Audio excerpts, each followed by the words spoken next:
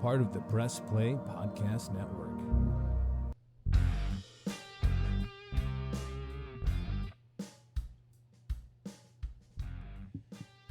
Hey. What's up? We're back. It's another week, another episode. A very abrupt stop to the theme song on the way in. That's okay. You were talking over it. This is the Ball Card Show, the sports podcast. For the Sports Collector. I'm Jason. I'm Gary. And as always, we are brought to you by the Press Play Podcast Network. I don't know that I like that. Well, the point is, we got to the point right away. The question is this. In post-production, can you pan that so it goes speaker to speaker, straight stereo? You just made that sound way more legit than we are. I wanted to. That was the goal. Good job. By post-production, we mean export, upload. Nah, this is going right on to the podcast sites. We're here to talk about sports cards, but you know what I just realized? We're like 3 seasons and 20 episodes in. We probably need a new theme song. No. Let's take a vote. Listeners, do you want a new theme song next season, or do you want to stick with what we have? How about next week? I'm just No. burn No, out. we're going to stick with what we have for the rest of this season until the holidays, and then we take our hiatus. And then when we come back, we will see what the people want. What the glad tidings bring is what you're trying to say. Yeah, what the people want. Well, I took the vote, and we're doing a live poll, and it turns out you're wrong. I don't think that's the case. Why? Here's the real question. Why are you wrapped up in what appears to be the cheapest throw blanket in the history of the world? One, my wife bought these For 75 cents. for projects for her coworkers to go to a nonprofit. And apparently, they're just laying in blankets in the basement. I think they made a bunch of blankets. These were left over. It looks like felt. It's just it's a new material they call fleece. It doesn't look like fleece. It is. Okay, it looks like if you pull it from taut. like Joann Fabrics. So this is like the. You got something to say about Joann Fabrics? Because there are a lot of ladies in patent leather shoes that will beat you the hell up over that. I will take them all on. I feel pretty good about I'll my tell you what, chances. my grandma at Joann Fabrics was an unstoppable force. Okay. She could walk through that store at 5 miles an hour. I swear by it. That's moving. Yeah, she was hauling. That's moving. Hauling. Especially for an old lady. Was she on a rascal? My grandma never had a rascal. My grandma was strong as hell. Okay. She was. I believe you. Name like LaDonna. Gotta be tough. With a name like Smuckers. All right, anyway. Let's talk sports cards. We're jumping in. I do think we need a new, theme song, but that's just my opinion on it. You're allowed to be wrong. All right. So we had a good show this last weekend. My show was good. Yours was better. So we were set up at South High. A couple of listeners stopped by and said, hey, once again, thank you so much for doing that. We'd love to hear it. I especially love it when you buy a big stack of cards and then tell me that you listen. Absolutely. But props to Gary because he had a monster week. It was solid. It wasn't solid. It was a record-setting week for you to show. So a lot of people have listened to the show for maybe even a couple years and not realized that while you've been in the hobby for a very long time, setting up at shows is pretty new for you. So do you mind giving like a little bit of background, like how long you've been doing shows on a consistent basis and how long it took to scale to where you are and then what happened on Saturday? Because I think it'd be really encouraging for people. Yeah, so like Jason said, I've been collecting for 40 years. Been selling stuff for quite a while, but not actively setting up at shows on a regular basis. So probably 18 months or so that I've been like really hardcore, like 3-4 shows a month. Hardcore. Not, it used to be 2-3 times a year I'd do something or but now. But it's not hardcore. No, not hardcore. Now it's pretty regular. And my inventory turns over pretty quickly most of the time. I'll give everybody a recap of, it'll take a minute, but kind of break down X amount of a percentage of cards that are in this value range, a percentage in this, and then what sports you focus on. Which if you've been listening for a few weeks, you've heard this, but I think it helps. Baseball, football. I have very little of anything else. Hall of Fame basketball. Yeah, but it's like Larry Bird, John Wooden, that kind of stuff. Percentage-wise, basketball stuff on my table. Less than 5%. Less than 2%. Probably. Oh. Yeah, it's less than 2%. I'd say I'm 60 to 70% baseball, 20 to 25% football, and then the rest is just a smattering. I try to keep a little bit of hockey, a little bit of soccer, stuff that randomly get people ask for. And when I first started really going hard in shows, my inventory was my collection.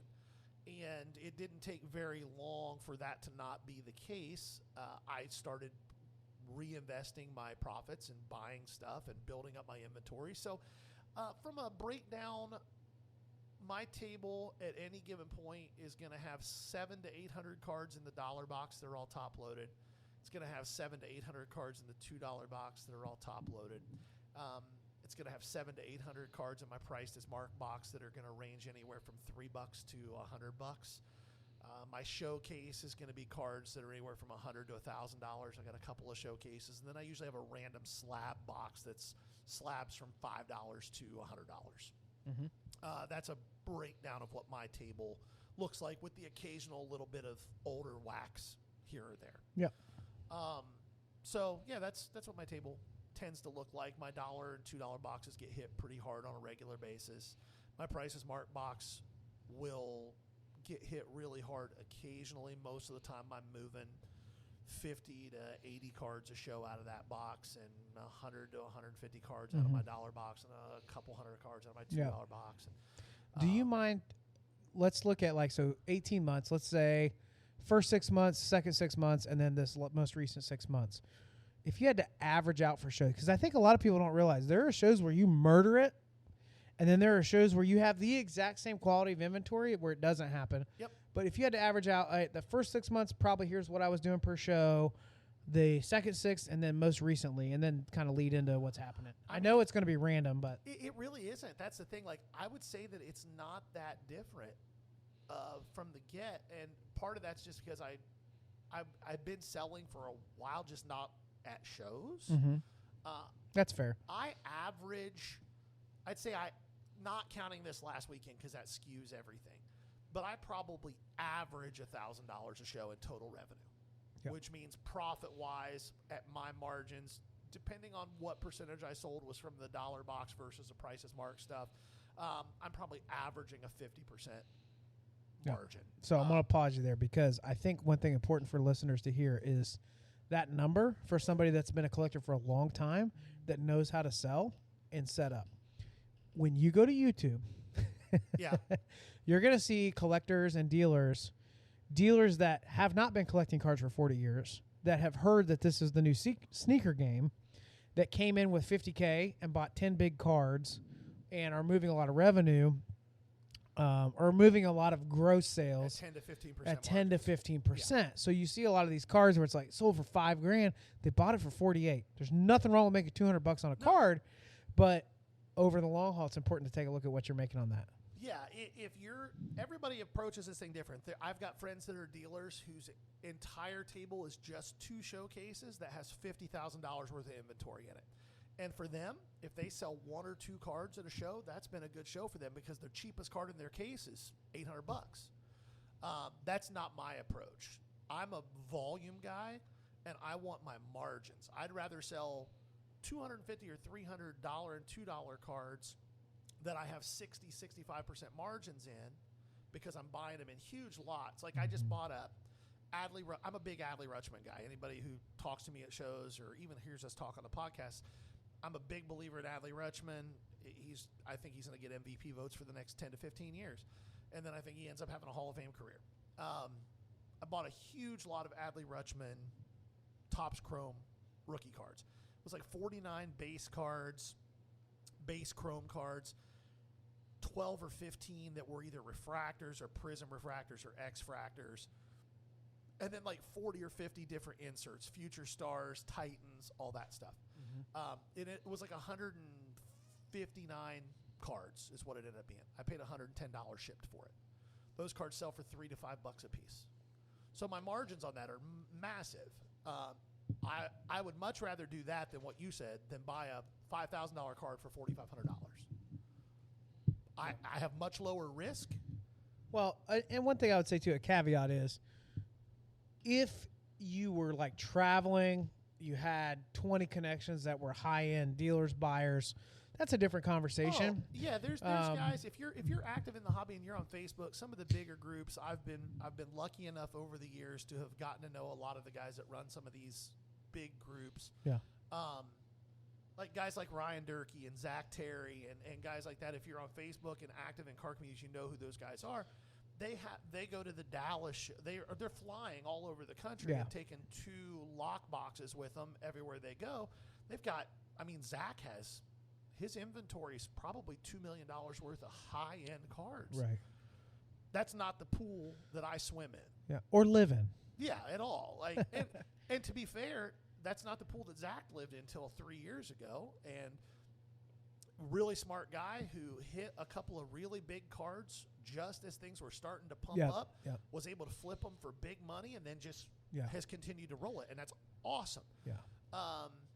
So for me, I play in that. The most expensive card on my table is probably no more than $1,200, $1,300. Yeah. Most of the time, the biggest card I'll sell at a show is $400 or $500. Most of the time, yeah. I've seen you sell some over $1,000 and all that, but that's a sweet spot. Yeah, like, that's my sweet spot. So tell them what happened this week.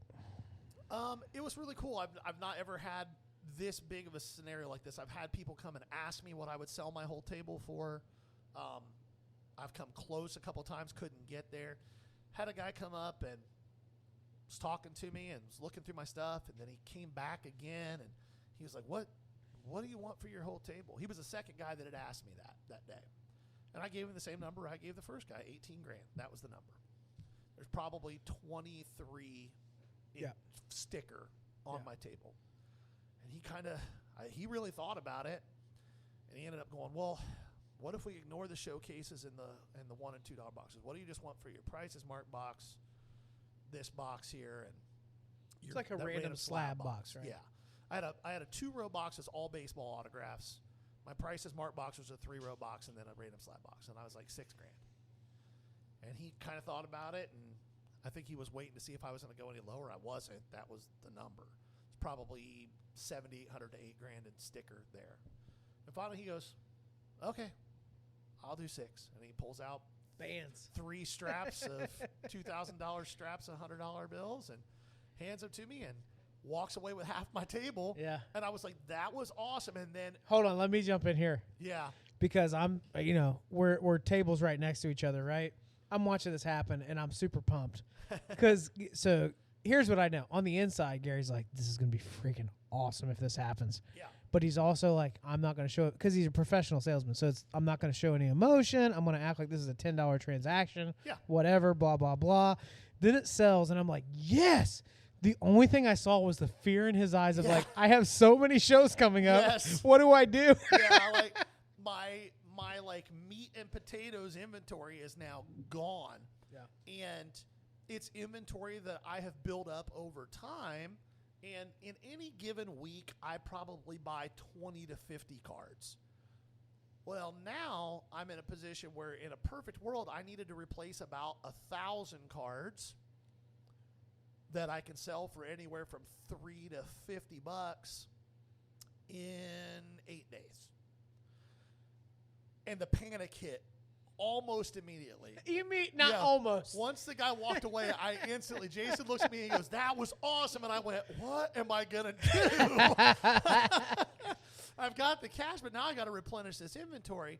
And the one thing that I have come to realize in the last week since that happened is I will be able to replenish that inventory, but there is potato chance it was happening quickly. Well, and here's the thing to think about. I think it brings up a good point for people that are selling, collecting, whatever.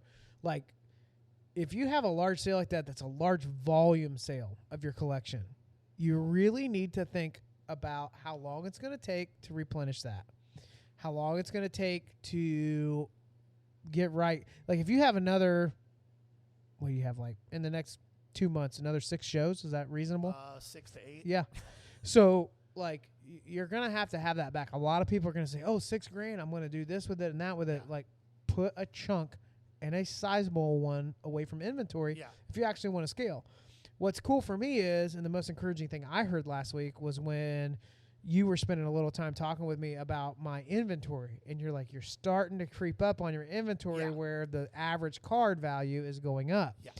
And that was encouraging to me because I never thought like, so you're saying about a year ago, I kind of have a similar table, maybe not quite as high in cards, but Right. pretty close to what you were putting out on your tables. Yeah. And so it was like, you can scale it and build it, and it will happen where somebody comes. But now what are we going to do? So it was awesome to see you have like a record day. And that wasn't where it ended. It's really, and what's really cool is when you have that situation occur, it's really important that you don't cut your own throat. Leslie just brought us pizza, Thanks, Leslie. which I'm pretty excited about. She kissed Jason, Yeah. and now my wife's not here, so I'm just going to eat pizza. Do we pause it and eat pizza right now? Oh, in a minute. Let me finish this. Oh, and then I'm we'll- hungry and fat. There was another guy that sold his whole table at the show. He is not only going to be in panic mode, but he is going to be, it's impossible for him to replace his inventory for what he sold his table for. He probably sold 12 grand worth of stuff for $4 grand. Yeah. There's no way. Well, what we're not used to is somebody showing up with stacks of cash like that and offering to buy the table. You don't, like, for me, I've never thought of it. I've had people ask for dollar boxes, 50-cent, $2 boxes, like, hundreds of cards, but I hadn't even taken the time to think through what I would ask for that. How many cards are in these boxes? Yeah. How much is there? Yep. It's definitely it takes some time, but probably about an hour to two, unless you have a ton of low-end stuff. You probably get a pretty good idea of what's in your Yeah. collection. So definitely worth considering. Like, let's be optimistic here. What could happen on a random? And here's the funny thing. We're going to talk about it in a minute. There was this massively advertised, actually no, Ugh. massive facility advertised show that was supposed to be huge in our same town. People were leaving that show and coming down to our little podunk show at the Legion 30 table show at with the Legion. stacks of cash, Yeah. buying tables out. Yeah. But yeah, you need to have an idea of what you have at your table if somebody makes that offer. Yeah, it's really important. All right, so let's talk about this big show that happened last week in Columbus. First of all, when it was first advertised, air quotes around Yeah. big. when it was first advertised, it was somebody rented out the convention center, which you have an inside plug there with your wife Yeah. working there and being in management role in that. It's a very expensive building to rent. Correct. At first, there was all these claims about what was going to happen at the show, who was going to be there. It was like, oh, dang. 250 to 300 Yeah. dealers. It was going to be autograph signers. It was going to be a huge thing.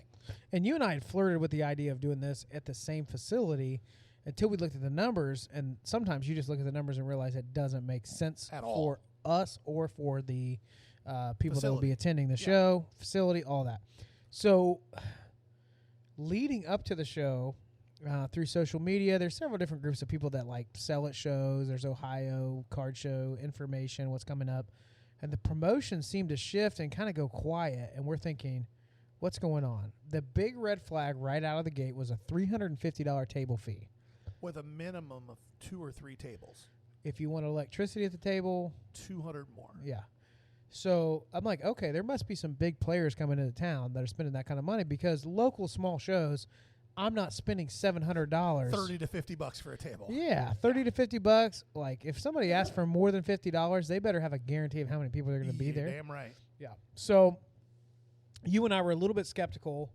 I don't know exactly what was happening, but it was sure weird on the promotion and how it just kept going more and more quiet. Well, and then even the week before the show, the people promoting it were still saying 250 tables. Blah. So there was a 3-day show. It was a Friday, Saturday, Sunday. Friday night was the VIP night. You had to pay extra to get into VIP night. And the whole purpose of that was that you would have first shot at all the different dealers' inventory. SGC was set up so you would have first shot to submit to SGC ahead of everybody else. There were swag bags, all this type of stuff that they were talking about. Well, Jason and I go, caveat, we didn't pay a dime. We got tickets. We got weekend passes. Deal with it, people. I would not have paid to go. So we get there on Friday night, And we walk in, and the first thing we see is they're not handing swag bags to anybody. And I was like, oh, where are the swag bags? And I goes, oh, they're there on the floor. We pick them up. It was a little bit bigger than a pizza box. There were 10 top loaders in it. Yeah. That's it. No, a pack. Of 10 top top loaders. loaders. That's it. There was nothing else in this bag. Which, hey, useful. Yes. But I have been to things that I did not pay for entry And got better swag bags than that. and gotten at least a free Frosty at Wendy's. Right. So then we walk into the hall and we look around, and the room is gargantuan. It's ballroom C at the convention center. It's a third full, and Yep. the tables are 40 feet apart. Yeah. There's 40 dealers there, maybe. Pipe and drape everywhere, seating. So here's how I know that they were screwed. I used to work at a non-denominational church, and churches love to make rooms feel fuller than they are. Fun fact. So if you've ever been to a church that meets in like a strip mall or like a warehouse building or whatever, and you see like the pipe and drape, like basically the PVC pipes and then the cloth hanging down, they always try to make the room feel full. So if that means they have to close off 50% of the room for that, whatever, or lay out chairs in a different format so it looks like all this stuff's happening.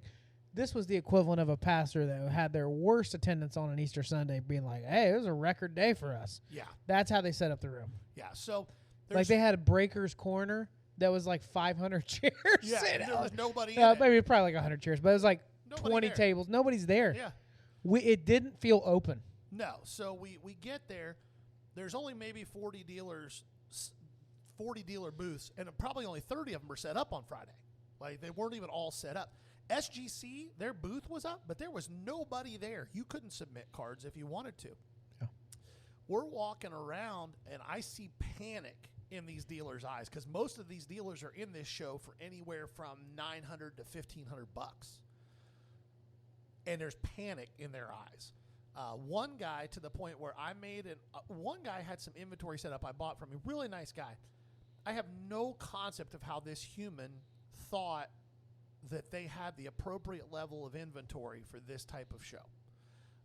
A standard rule of thumb is you want a minimum of 20 times what your table fee cost you in inventory. So this guy needed $14,000, $15,000 worth of inventory. He probably had $1,200 Oh, no. of inventory there. He had 2 or 3 cards I kind of wanted. I made him an offer. He was like, it's the first night of the show. No big deal. I'll be around for a couple hours. I may swing back by. If you change your mind, no worries. Yeah. That's kind of how I do business. About 2 hours later, I see him frantically walking around the hall looking for me. Yeah. And it was only $100 deal. Yeah. It was not a big money deal. And he was frantic, like, I need this $100 more than I need these 3 pieces of cardboard.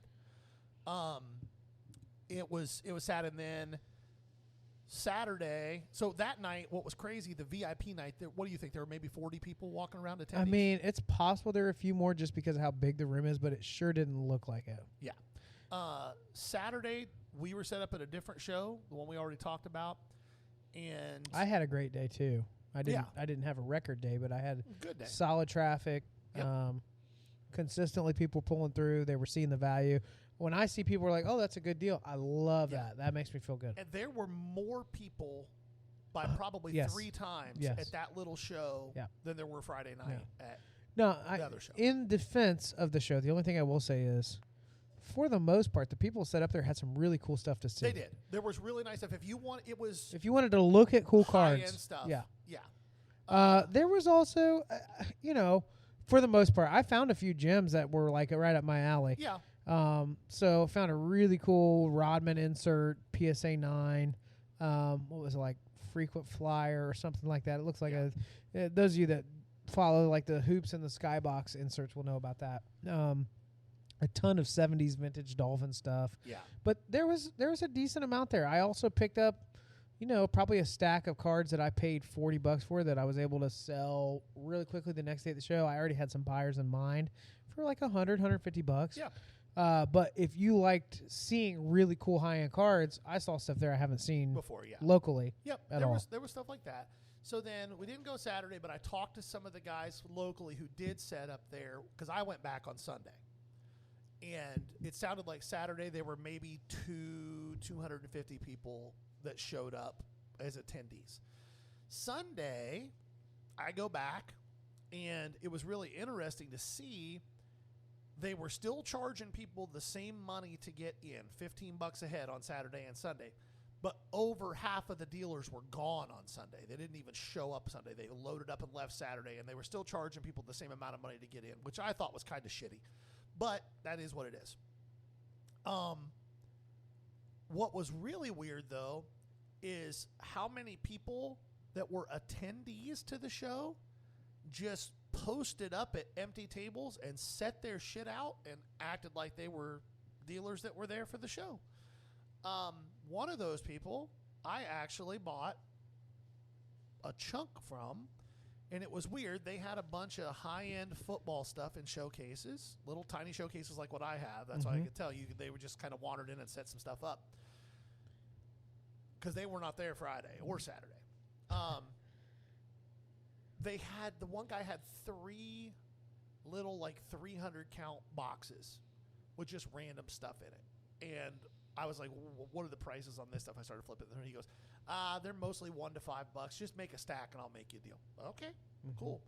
I start going through there. There's a orange Bowman First Yankeel Fernandez Mojo to $25, probably a $250, $300 card. There's a orange Itzhak Pacheco Bowman First Mojo to $25. That's like a $100, $150 card.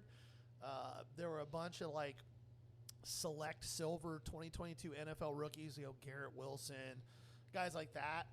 I put a stack together that's probably a $500 retail stack. And the guy was like, "Oh, what do you think? $40? Yes. Yes, I will. Yes, I do think $40. I will take that. That's thank you. I appreciate that very much. So I went back and I probably spent $270, $280 on Sunday for $700 or $800 worth of inventory. So I was happy there, but I went on Sunday with $3,000 in my pocket, wanting to spend all of it. Yeah. I wanted to spend it all. It wasn't there to spend. Well, so we're talking mad crap about this show, but that dude lost his ass. Yeah, on the buyer side of it, it was fun to go watch, look around. From what we do understand, people with some serious dollars rolled in immediately. Yep. And made everybody right at their tables. There may have been a couple. The concern from the dealers that we saw was traffic. Yes. Here's why we have a thorn in our side about this. Is that the right word? Thorn in our heel? I think. What's the biblical phrase? Thorn in the side. Thorn in the side. Yeah. All right. Thorn in the flesh. Thorn in the flesh. Thorn in the flesh. Okay. Go ahead. Master's degree. Anyway, so collector in the area just sent an email a week out hey, I was hearing a lot about this show. I really hope it's successful. I'm concerned because I haven't seen any updates. The hobby has had enough this and that, which sounds kind of negative. But the point of it was you were advertising all this. Who's actually going to be there? Are there autographs? How many actual vendors are going to be there? If I'm paying for it more than normal, which card collectors crack me up because they will blow $800 in a show and not think twice about it. But if you ask them for a $10 cover charge to get in, oh no, all hell breaks loose.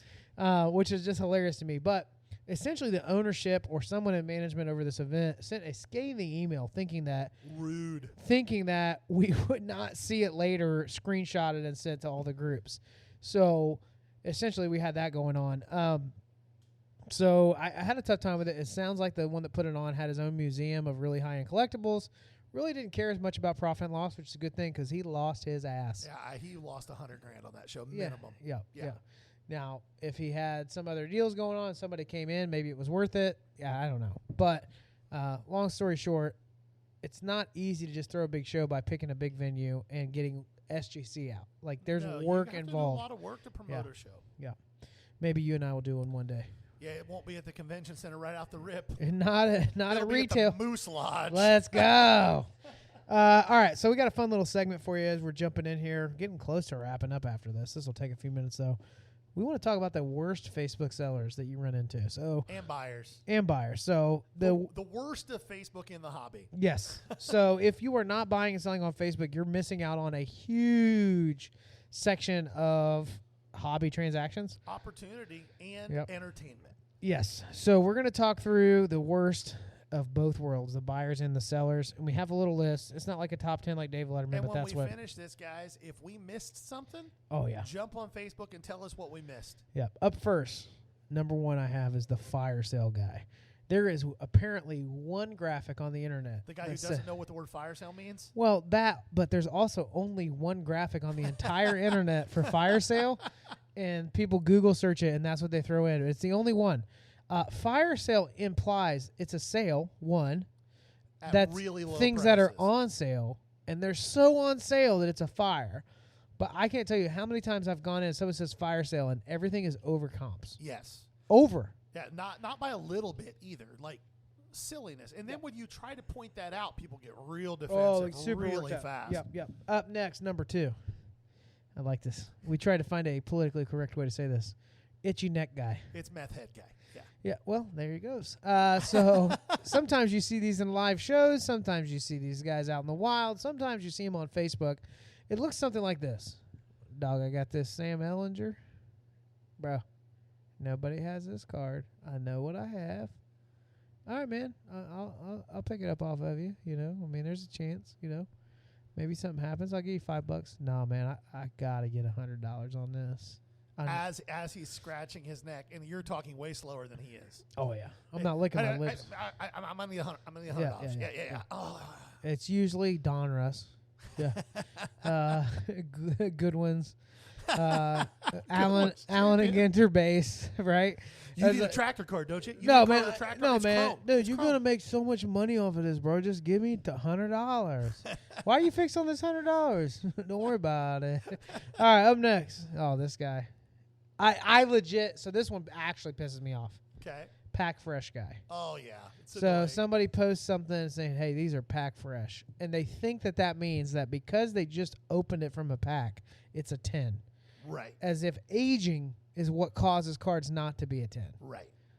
Quick reminder for you all: when it comes to grading, the condition of the card is where it comes. Is what, If we were in a world where everything out of the pack was a 10, guess what? 10s aren't worth anything. Right. Well, and the best part about Pack Fresh guy is Pack Fresh PSA 10 sell for $400. I'll take $350 for this one. Raw sells for $80. Yeah. I'll give you $60. Yeah.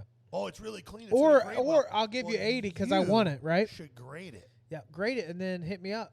Yeah, and we'll talk. Oh man, I don't trust them. Like, oh, so you understand? Yeah, you do understand. You're trying to. Yeah, Pack Fresh is hilarious to me, and it's usually on mid tier, not super high end stuff. Well, and right? it's usually a guy who ripped it in his car.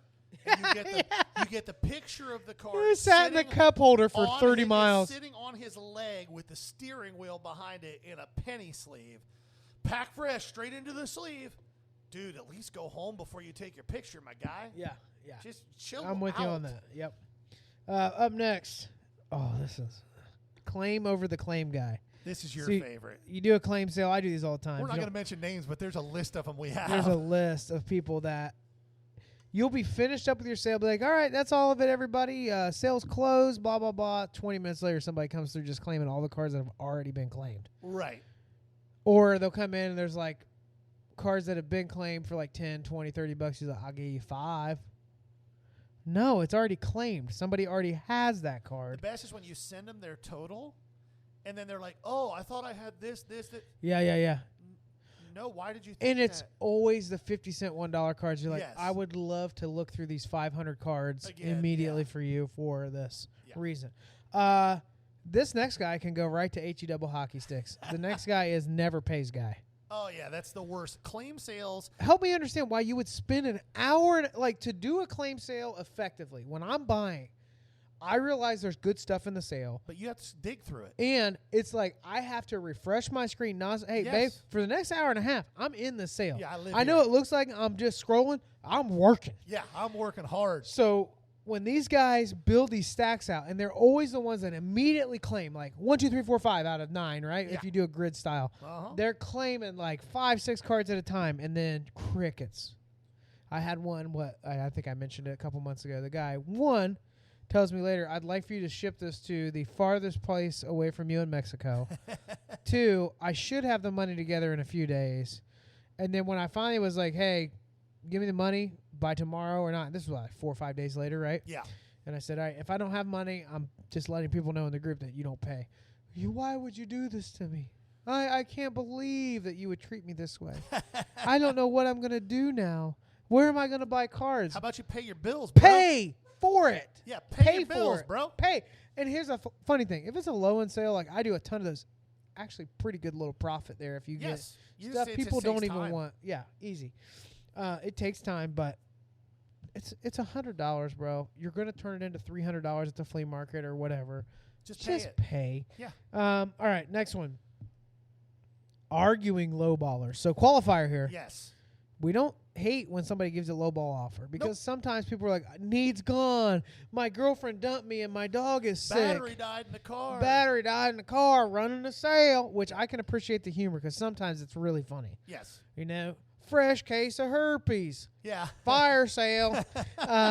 So this is the arguing lowballer where I post a card that, so if a card comps at 110, I'm probably on Facebook. If you want to move it, you're going to be a little bit under. So if a card comps at 110, I'll probably be like 100, right? I'd usually be 85 to 90 Yeah. if I wanted to move. You got to be underneath the comps. And then the arguing lowballer comes in and say, take 50. And you say, no, thanks. I appreciate the offer. I always make a point of saying something nice, right? Then they'd be like, well, I just don't understand. Like, why can't we do that? Like, $50, I got cash right now. Because I don't want to. And that's apparently not enough of a reason for the arguing lowballer. Right. And then they, a lot of times, will get really aggressive and angry. My favorite is when they then block you. And it's just like, okay. Then I will never lowball you again. Yeah, cool. Yeah. Thanks for that, man. Now, Appreciate you're a lowballer. Yes, but I don't argue. I wouldn't say you argue, but you are very assertive. So people can take that as arguing. What we're talking about is a person that gets an answer and then just keeps going. Well, help me out. When you say I'm very assertive, tell me what you mean, because I want to understand what you mean there. So let me give an example to everyone. Yes. We pull in to go to this card show at the convention center the other day, and there is a parking garage, which you have a pass to, okay? This is a perfect example. This is not card related. No, this is a perfect example. Just in general, you are very assertive. Okay. The parking attendant, it's 5 o'clock on a Friday, literally. There's maybe 20 cars in this parking lot. It's pretty cleared out because where we're parking, Nobody's at the show. Nobody's at the show, and he has like a card for employees, right? Yeah. And his wife drives that vehicle in occasionally. The sensor goes off because the height of the kayak rack on top is like making it like low clearance, but it's not low clearance because he's parked there. Rather than waiting for the guy to walk up and explain, hey, you know, my wife works here, we park here often, it's going to be fine, don't worry about it. He begins to yell. You ever heard somebody yell and like get on the edge of screaming, but it's not quite screaming yet? Their voice hasn't cracked, but they are yelling loudly. I'm in the car with him, and it beeps like this guy set off an alarm, which he didn't. No, he didn't set it off. No. You be quiet. You're doing it right now. You're doing it right now. Be passive. See, prove to me. You can't. He immediately goes, first words out of his mouth, my wife parks here. I park here 5 times a week. I've been here. I'm parked here. I know how to park here. And the guy's like, well, man, what the hell? All right. I mean, I'm making $12 an hour. Just go ahead, man. So let me qualify so people understand that that's not exactly how that happened. That is exactly how that happened. Guy hold on. That is exactly how that happened. Yes, but with missing information. When the sensor went off, it beeps loudly to say, hey, you're too tall for the garage. But I know that I'm not. The guy did not just kind of somewhat concertedly look out and make sure that I knew I was going. He came charging out of there like, you can't park here. I was not going to have that argument. I'll be really honest with you guys. He's making it sound like a rhino on a safari. It was more like a gazelle. Which is a very fast animal. Oh, let's not do that then. Let's do a doe, a deer, a female deer. Also a fast animal. The guy was coming to tell me I couldn't park there. That's what was about to happen, was it not?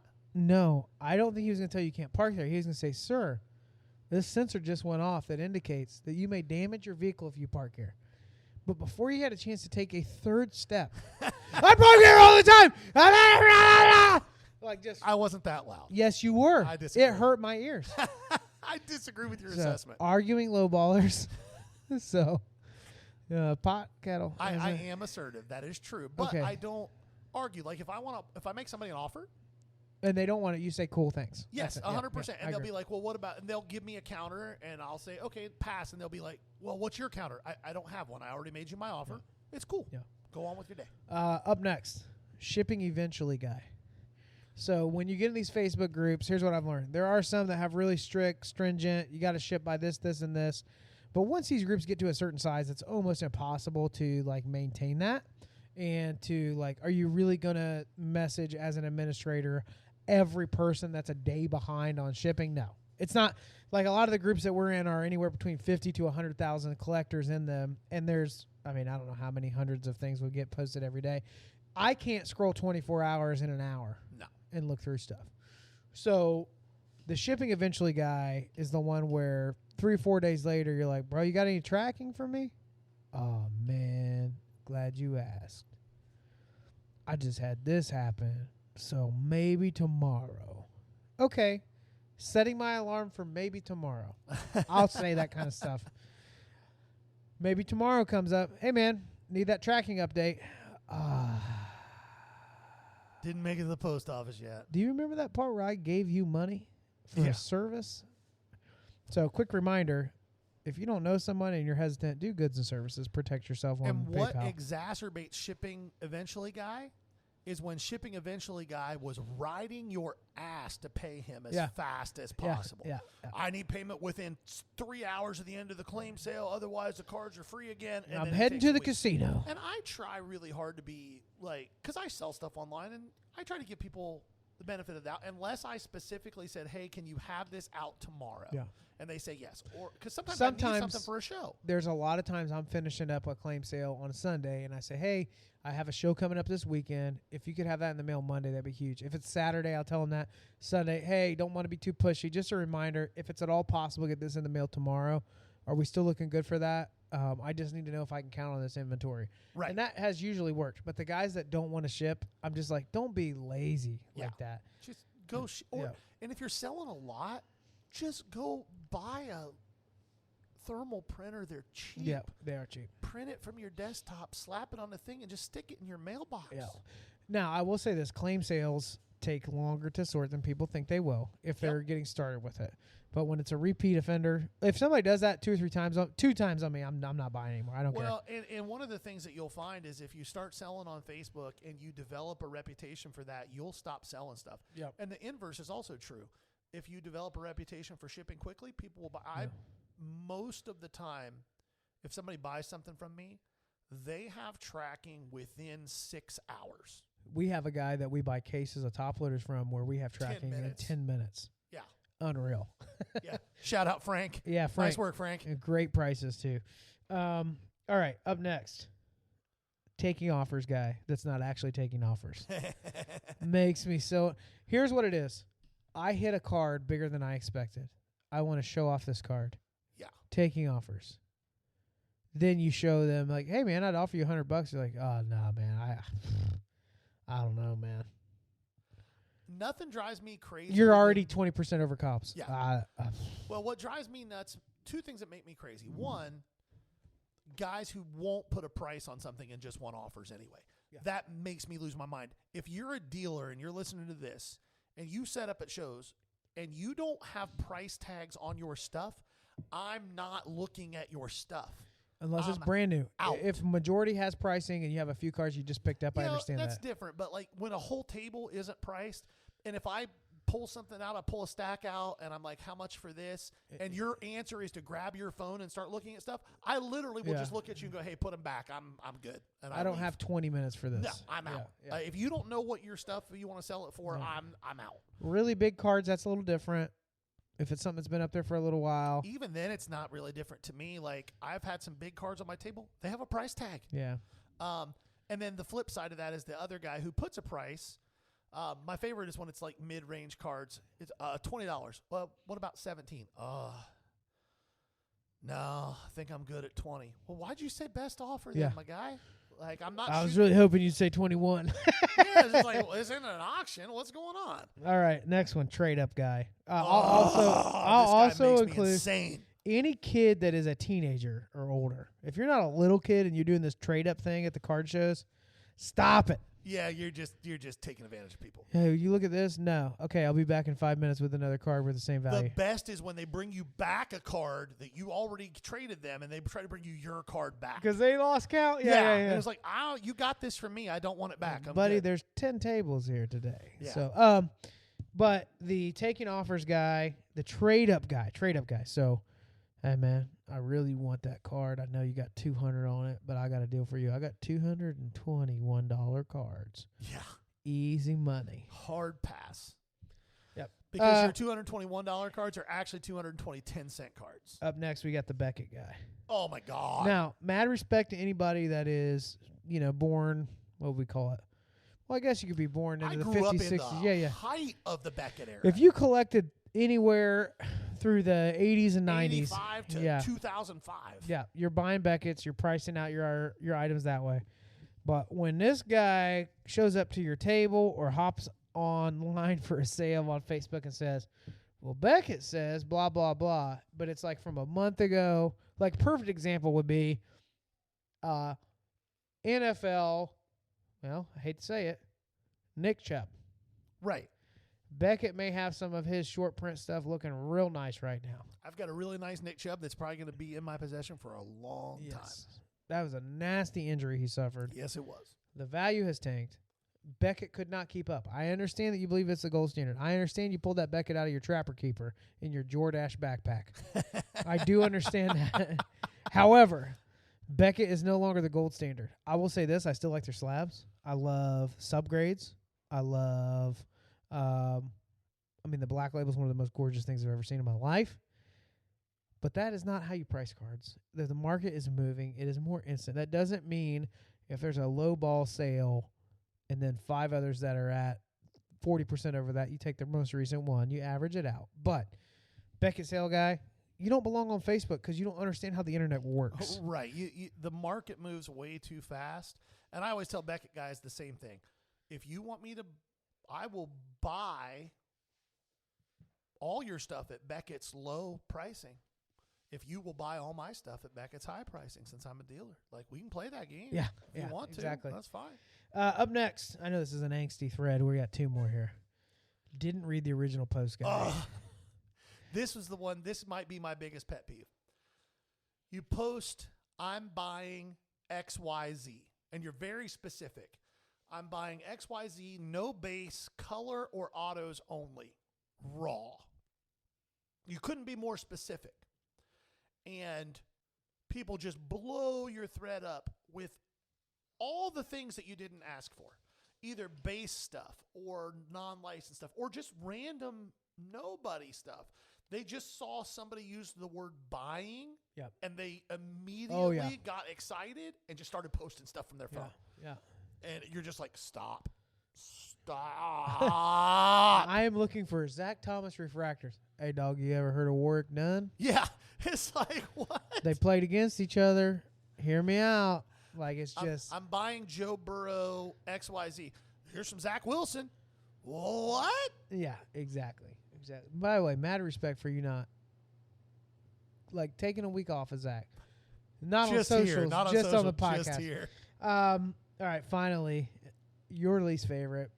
If we had a number one annoying post, it's the bro guy, dog. Scammer. Listen, hey, man, bro, walk him through it. Yeah, when you go to buy something from somebody and their first 2 or 3 interactions with you involve the word bro, there's about a 95% chance you're getting scammed. Almost to a T, you will pay the bro guy, and then when you ask about shipping, the next thing you will hear is, oh, my girlfriend or my wife was supposed to take that to the post office. You got scammed. Don't buy from bro guy. Or they also have a tendency to upsell whatever they're about to offer you. Bro, dog, you ain't going to believe this, bro. I got something else. I got a sick deal. Bro, sick, dog. What other ones? That pretty much sums it up. The occasional man. Yeah, but usually it's bro. Yeah. When you get bro. And also, with almost 0 exceptions, if you take the time to look at bro guy's profile and his profile pictures, chances are you wouldn't step within 100 feet of that person in the real world. Yeah. Don't try to buy things from that person. It might have an itchy neck. It's not going to end well. If he looks like he smokes meth and he's holding wads of 20s in his hand Yeah. with his girlfriend with 4 teeth Yeah. over his shoulder, Yeah. you don't want to do business. All right. Up next, let's answer a question we had Mailbag. on our socials. John Cummings, a guy that I worked out with, back in the day. I don't know if you know this, bro. That worked out. You said, bro. I worked out. Bro, I got a deal for you, dog. But John Cummings had a great question. I'm just going to go ahead and read through this. Okay. Hey, all. I've noticed a few listings of late 80s, early 90s baseball cards that have been graded. I'm trying to understand why someone would have paid to get those graded.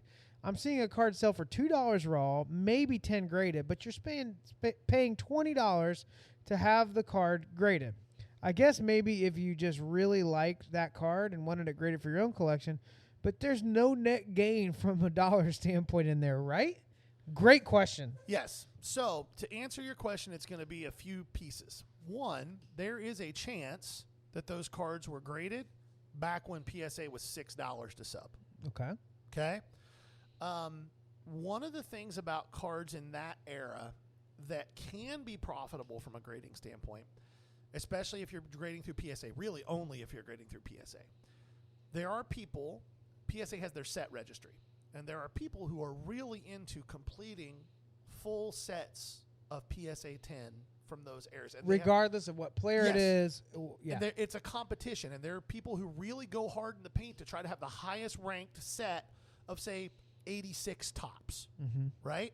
Which 86 tops baseball is an extremely hard grade. Like if you go look at the pop counts on PSA 10s from pop that count. So since we're answering for John, jumping back into the hobby, pop count means how many PSA 10s are out there. Yeah, how many exist? How many have been graded? So for example, like Zion Williamson that had a huge hype with basketball a couple years ago. 30,000 PSA 10 Prism base cards. But you start getting some 86 tops. The pop counts can be 3 or 4 on commons. It's really hard to hit a 10. Yeah, and so that's a big part of it, people grading for that reason. There's also can I jump in there? Yeah. One thing to understand, too, is it's easy, if you're not into grading, to say, oh, a 9 is almost a 10. It's a really easy thing to say. There's a massive, massive multiplier to go from a 9 to a 10 on a card. Especially on junk wax era stuff. The reason for that is the quality control was terrible, quite simply. And a lot of those cards have just been sitting in storage units. Rubber non-temperature- bands. Yes. You know. So the supply of them is in high grade condition is not super, super high. The other thing that happens is you get delusional people. And they're people, and I talk to them at least a couple times a month at shows, who bring stuff in from that era, and they insist that they have a gold mine. And they won't listen to anybody.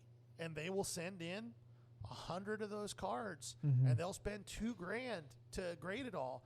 And they'll put it up for auction on Facebook, and then they're shocked when they've lost $900 of they've lost $1,900 of their $2,000 that they spent on grading. There's a shocking number of people who think they know more than they actually do when it comes to this hobby and this business. And let's go back to the original intention of grading, in my opinion. I know that there's a part of it with a value, but the goal was to encapsulate and protect cards. So, kind of. PSA's, the goal was to encapsulate and protect cards, but also to provide what was supposed to be a baseline, a consistent, independent condition evaluation of a card. So in theory, a 9 should look like every other 9 or very close. A 10 should look like every other 10. We know that in theory that's great, but in practice that's not how it works. But what I want to go back to is there are people who just collect those and grade them because they like the card and they want to grade it, and it's the card that they opened when they were 20 years old and they walked into the card shop in college. Those people are putting that card up on eBay and taking a 50% loss on the grading cost. Correct. They're probably sitting on the card. So, John, I think one thing I would say is there's a few different factors. You have collectors that are just genuinely that. They collect. They want to hang on to their card. They like the card. There's a memory with the card. There's a reason they want to spend that $20 to hang on to it and protect it. Maybe there's a story attached. Secondly, there are people that think, I could hit the 10 on this. This looks really good, which we have episodes talking about pre-grading that'll just kind of walk you through what do we look for in a card? How do we determine if it's worth sending off, right? Does it have a chance at a 10? Some of those, even that junk wax era of cards, yeah, that raw sold for 2, but that 10 could sell for a lot more 5, than 6, 8, 900. Like I said, perfect examples of that are like 86 Topps is one of the most difficult grades in the history of baseball cards, especially when you get into the modern era. Yeah. Most of them were super off center. They had that black border at the top that would chip really, really easily. PSA 10 Nolan Ryan is easily a $300 or $400 card in 86 Topps, but raw it's $3. Yeah. So the value, the multiplier there is another reason for that. Some people just do really poor research in this hobby. They heard that if you send it to PSA, you'll do this and that, and they legitimately don't think about what they're spending to get it graded. No. And they're like, well, it's a $3 card. It turned into a $10 card. But you're right. They lost $7 by the time they graded it. Exactly. So really, really good question on that. There are subsets or editions like the Tiffany, Topps Tiffany, which is like a glossier version that came in a special They set. make 5,000 of them every year. Yeah, so those are a little harder to get. Some of those are going to have value.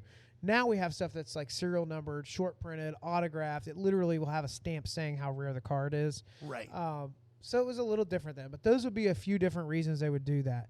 Personally, if you're on the investment side of it, the odds of you pulling out a box of cards that has a bunch of random 86 through 89 Topps baseball and sending off 10 That's of them. worth grading.